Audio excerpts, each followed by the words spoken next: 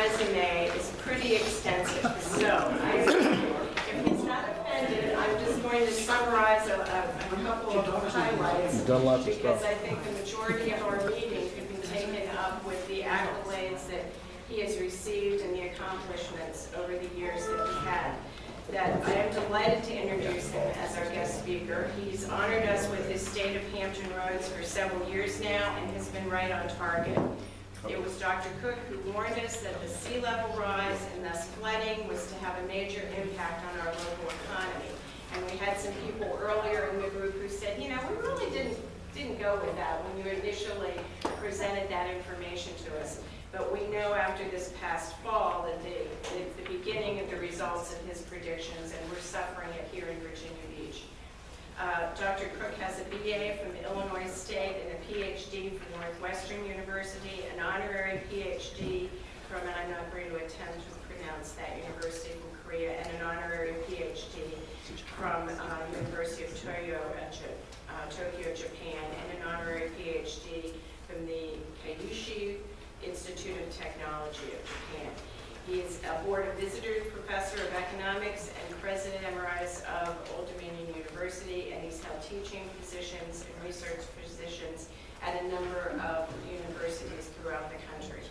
He's served as a consultant or an expert witness for over 50 legal firms and corporations, and he's published numerous books and articles in reference journals, and his research has focused primarily upon applied microeconomic topics. His journal articles on economics of intercollegiate athletics, economics of discrimination and affirmative action, TQM, and economics of education have been reprinted and cited frequently.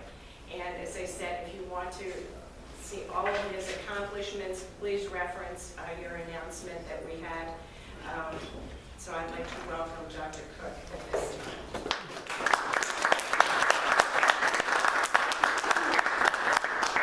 Well, it's a delight to be here, and I have a digital calendar that I use, and this is pretty close to the 20th time. My goodness. A couple of years you were foolish enough to invite me twice. But things like this have to come to an end, and this was sort of drilled home to me the other day that sometimes we think we're more important than we actually are. Some of you probably know that at Old Dominion there's a building named after me. So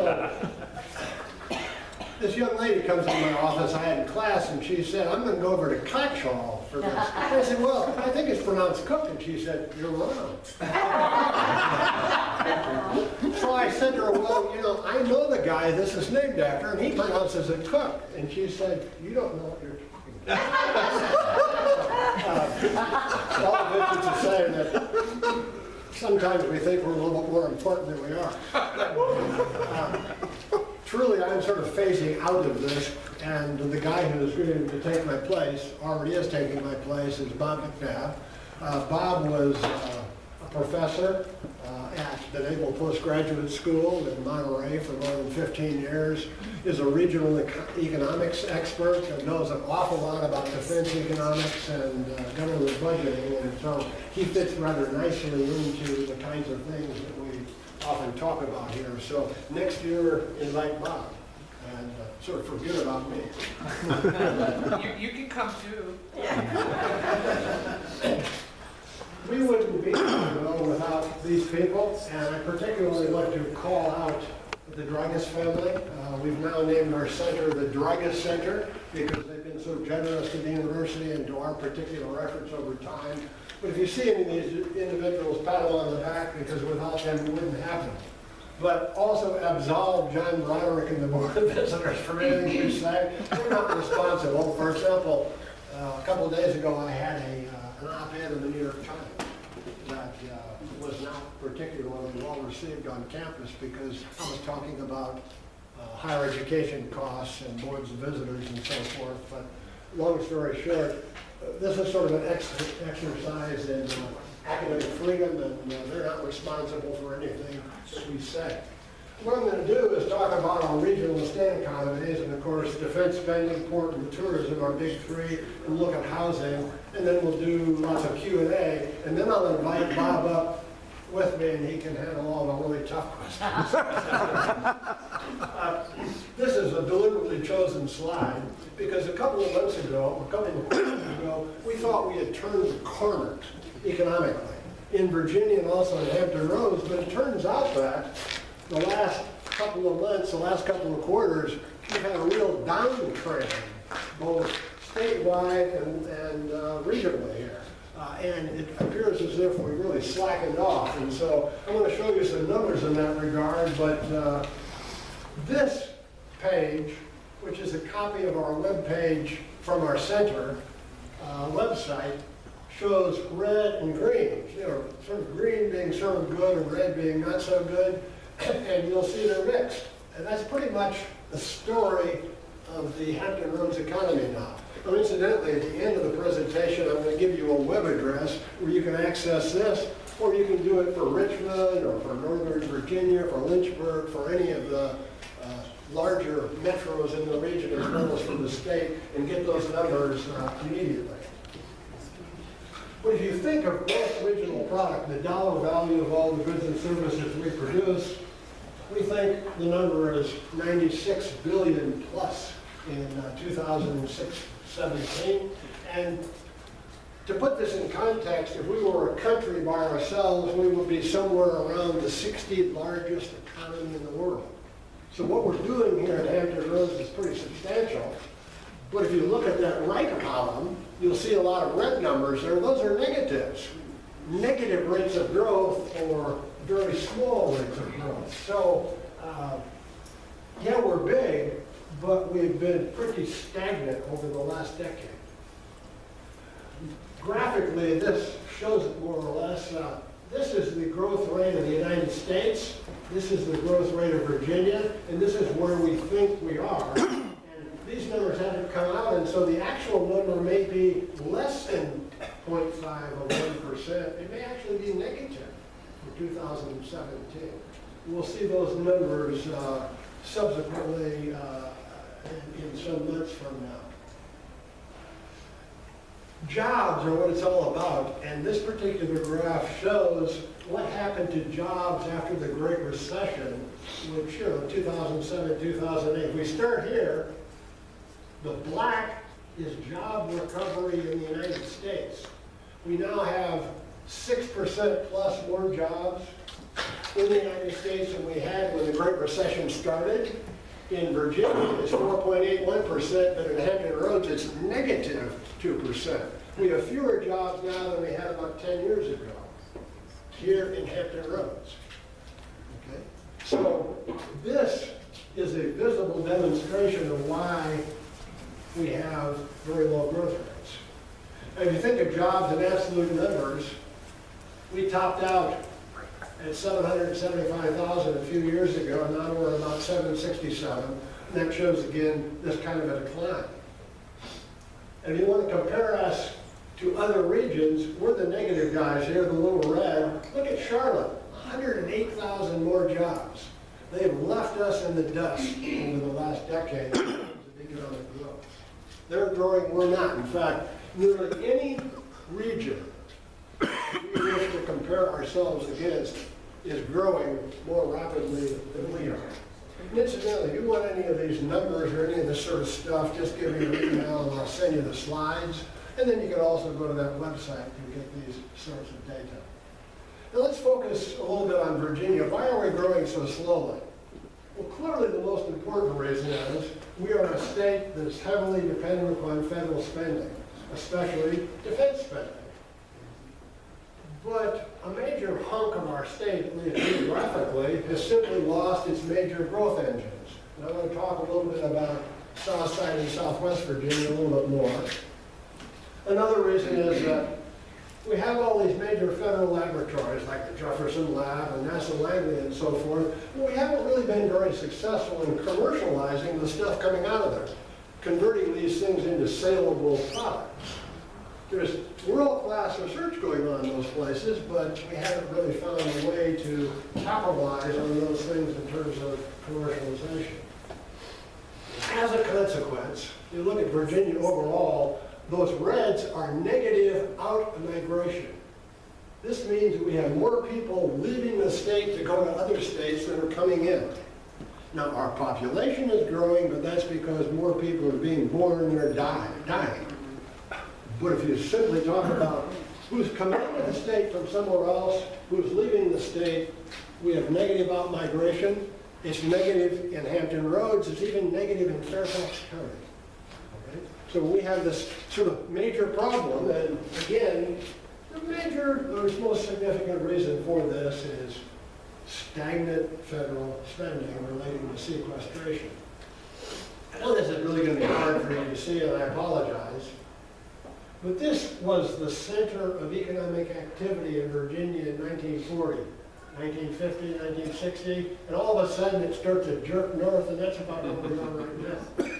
We're a little bit south of Fredericksburg now in terms of the center point of economic activity in Virginia. We used to talk about Northern Virginia being the tail that wagged the dog. Now it's pretty much the dog. It's about 45% of the state's economy. We're roughly 18, Richmond about 15. You put us together, and this is about 3/4 of the state's economic activity. If you look at the college towns like Blacksburg and Charlottesville, they're doing pretty well, but the rest of the state is really suffering. It's really more Appalachian in terms of what's going on there. So this kind of march north in terms of where economic activity is occurring is probably going to continue, and probably that 45% another decade from now will be pretty close to 50, one would guess.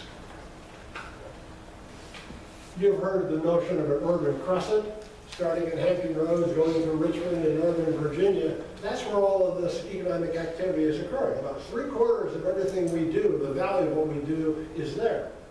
Now on the right, I'm showing you births and deaths outside of the urban crescent.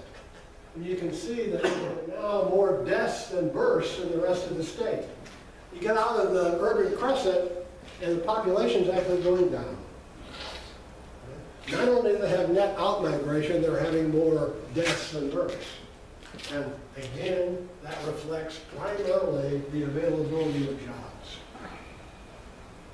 Now, if you look at Southside and Southwest Virginia, tobacco, textiles, and coal are the three drivers of the economy there. And this is, of course, in Southwest Virginia, where most of our coal production comes from. And you'll have trouble seeing this, but this is from the Wall Street Journal a couple of months ago. And this is coal used to produce electricity. You can see it's going down. And this is natural gas. And you can see wind and solar down there. But the moral to the story is that coal is tailing off. We all know that. And that's going to continue. That isn't going to change. Natural gas, price-wise, and in terms of one's ability to get out because of fracking and other things is becoming much more cost competitive, and it's rising in use. And wind and solar are becoming increasingly important, but still have some major cost barriers to overcome. So if you're looking at coal, that particular engine will disappear. If you're talking about tobacco, this is cigarette sales in the United States. No mystery, they're going down. That means that the tobacco industry in Virginia is going down as well. And this is textiles. I can remember when I came to the Old Dominion in 1990, I went out to Martinsville and Danville and places like that. There was all this stuff going on. Well, of course, not anymore. And you can see the loss in jobs there, nearly all of which is in Southside Virginia, or a large proportion of which is. So you put all that together, and that's a disaster for those regions. Now, if you look at other things that have slowed growth, we don't have the ed-med complexes that one sees in North Carolina, in Maryland, and the like, and some of our competitors.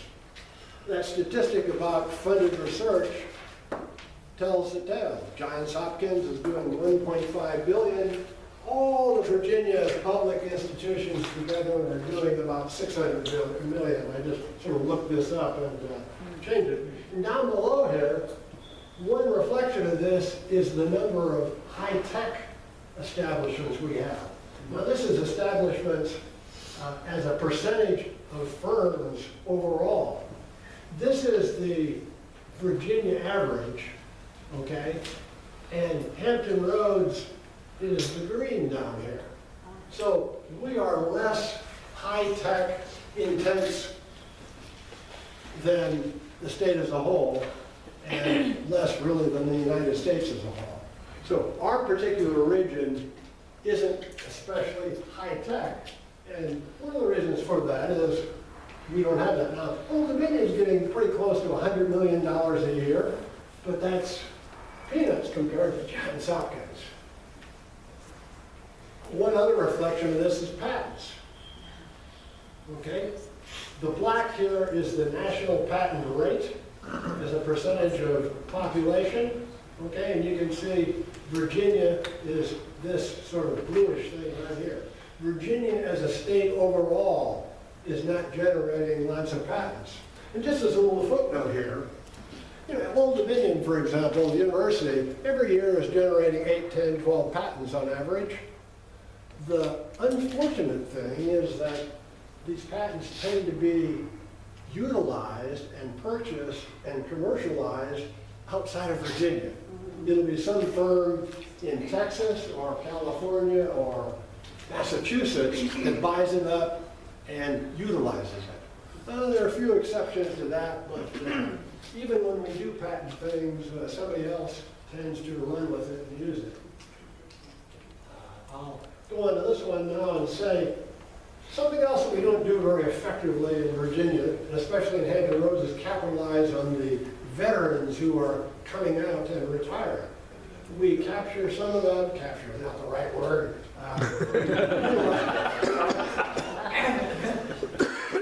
That would be a Donald Trump word, maybe. It's enormous. But we don't utilize our veterans nearly as effectively as we might. And here's this labor force of people who tend to be very disciplined. They show up for work on time.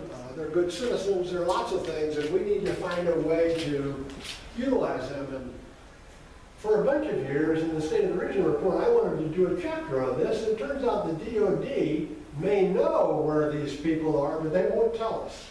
I've been even going to our senators, our Congress people, and so forth to try to get the data to say, well, where did John Q. Smith go when he retired? We know he's in Virginia Beach, we think, but what's he doing? Well, they won't tell us. And I've gone through the state. I mean, that's pretty frustrating. Now, here's something else that's true. Economic development strategy has tended, I think, too often to focus on what I would call trophy kinds of things. Arenas, hotels, and the like, and a classic example, of course, a certain hotel in Virginia Beach and another certain hotel in Norfolk. You've heard me use this term before, and it is displacement. Displacement is spending money one place rather than another, spending it, let's say, at the Woodhaven Mall rather than the oceanfront. Unless these hotels bring in new customers from outside the region who wouldn't have come otherwise, we're not any better off because in Norfolk, for example, it'll simply be fewer customers at the Marriott and more at the May. So this remains to be seen whether these hotels will succeed in doing that. But they have a pretty steep hill to climb because you invest, let's say, $100 million of public money, as the city of Norfolk has. You have to do some pretty great things to justify that kind of investment. If you look at business startup rates overall, to sort of sum this and bring it together, the national rate is the black, and Virginia is the sort of bluish thing here. And you can see we're a little bit below the average there. There are conflicting data here. There's some data that show that our overall rate of starting up businesses is pretty low nationally. But there are also data that show that when we do start businesses in Virginia, some of them really hit big. Primarily, it turns out in Northern Virginia. but some of the startups that we have have done very well indeed. Now, I don't think anybody's asleep yet, but I stuck this guy and introduced him.